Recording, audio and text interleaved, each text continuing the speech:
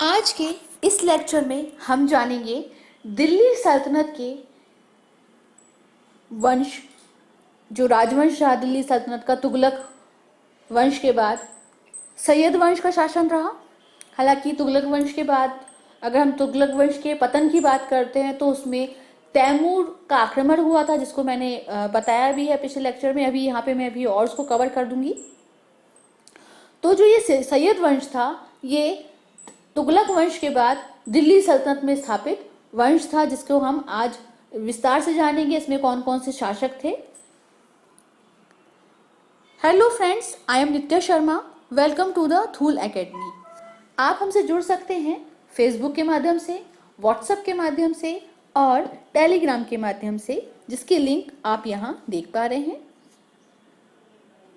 यहाँ हम बात कर रहे हैं मध्यकालीन भारतीय इतिहास की, जिसमें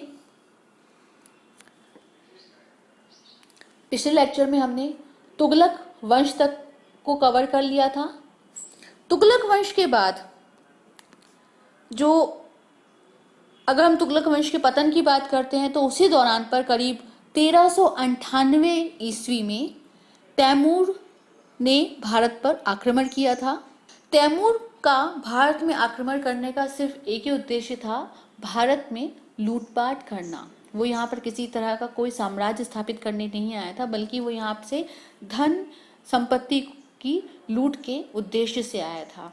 तैमूर का एक सहयोगी था, या हम ये कह सकते हैं कि जो उसका सूबेदार था उस समय, माफ़ कीजिएगा, तैमूर का ही सहयोगी था खिज्र खां, जिसको अपने साथ वो लेकर आया था। और खिज्र खां को उसकी सेवाओं के बदले उसने लाहौर, दीवालपुर और माफ़ कीजिएगा लाहौर की, मुल्तान की उसको सूबेदारी सौंपी थी। तो इस प्रकार भारत में तैमूर का आक्रमण हुआ था तुगलक वंश के दौरान ही, और तुगलक वंश का उस समय पर फिर पतन हो गया था। तो इस प्रकार सल्तनत काल की अगर हम बात करते तो सैयद वंश आया, और सैयद वंश का जो शासन काल था ये 1414 ईस्वी से 1451 ईस्वी तक माना जाता है। तो लगभग 30 से 35 साल तक ये जो वंश था सैयद वंश शासन में रहा। सैयद वंश की स्थापना की गई थी खिज्र खां के द्वारा। 1414 से लेकर 1421 तक इनका शासन रहा है। खिज्र खां के बाद इसके पुत्र मुबारक शाह शासन में आए, जो कि 1421 से 1433 तक शासन में रहे। मुबारक शाह के बाद इसका पुत्र था मोहम्मद शाह, ये शासन में आया 1434 से 1445 तक। और मोहम्मद शाह के बाद जिसका पुत्र था अलाउद्दीन आलम शाह, ये शासन में आया। मोहम्मद शाह, जो कि अगर हम मोहम्मद शाह की बात करते हैं तो इस समय पे बहलोल लोदी का भी उदय हुआ था। तो अभी तो हमने ये अभी हायरार्की बताई है कि कौन कौन से इसमें शासक थे। आगे हम जानते हैं खिज्र खां के बारे में। खिज्र खान, जिसका शासनकाल जैसे मैंने बताया 1414 से 1421 ईस्वी तक रहा, दिल्ली पर इसने अधिकार कर लिया था और सैयद वंश की स्थापना की थी। जैसा कि मैंने बताया, जब तैमूर लंग ने आक्रमण किया था भारत में, तो उसी दौरान पर जो खिज्र खां था, खिज्र खां को उसकी सेवाओं के बदले उसको सूबेदारी सौंपी थी। कहाँ कहाँ की? लाहौर की और मुल्तान की। उसके बाद तैमूर वापस चला गया, और तैमूर के वापस जाने के बाद जो खिज्र खां था उसने दिल्ली पर अपना अधिकार कर लिया। इस एक तरह से दिल्ली सल्तनत पर किसका अधिकार हो गया? सैयद वंश का। रैयत ए आला की उपाधि धारण की। जो खिज्र खां था उसने स्वयं को सुल्तान की उपाधि से धारण नहीं किया, बल्कि उसने रैयत ए आला, एक वजीर की उपाधि होती है, उसको ये धारण किया था और उससे ही अपने शासन को चलाया।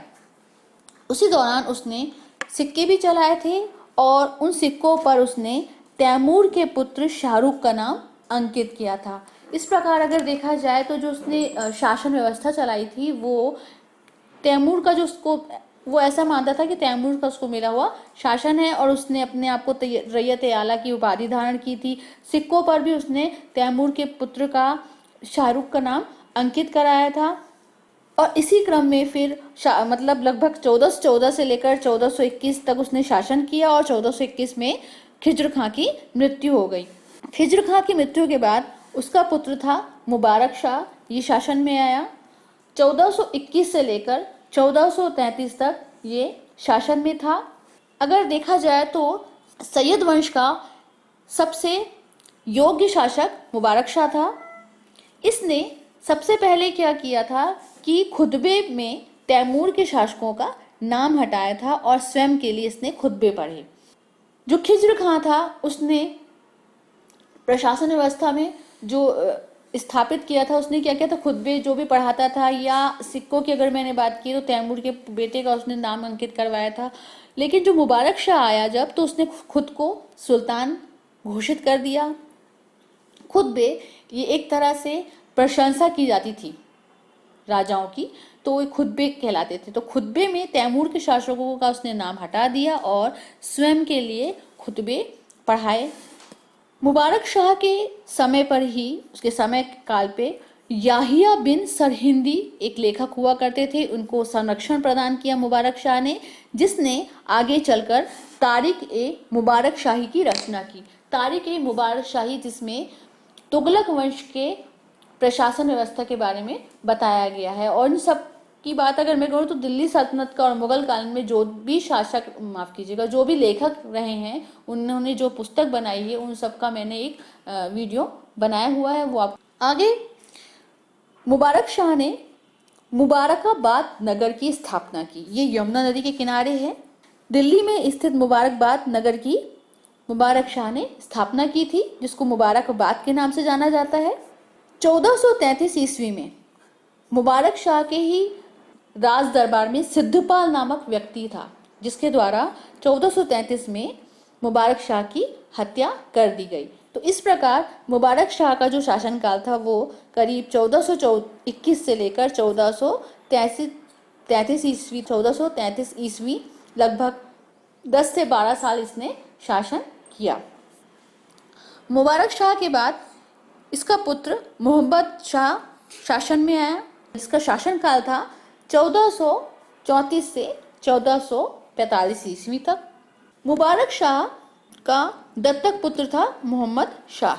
यह एक अयोग्य शासक था और इसके समय पर इसने जो शासन व्यवस्था थी वो अपने वजीर को दे दी थी, और इसका जो वजीर था सरबर ए मुल्क के द्वारा शासन संचालित किया जाता था। मतलब शासन का जो भी बागडोर था, शासन का जो भी कार्यभार था, वो किसको दे दिया था, इसने अपने वजीर को, मतलब मंत्री को इसने अपना कार्यभार दे दिया था।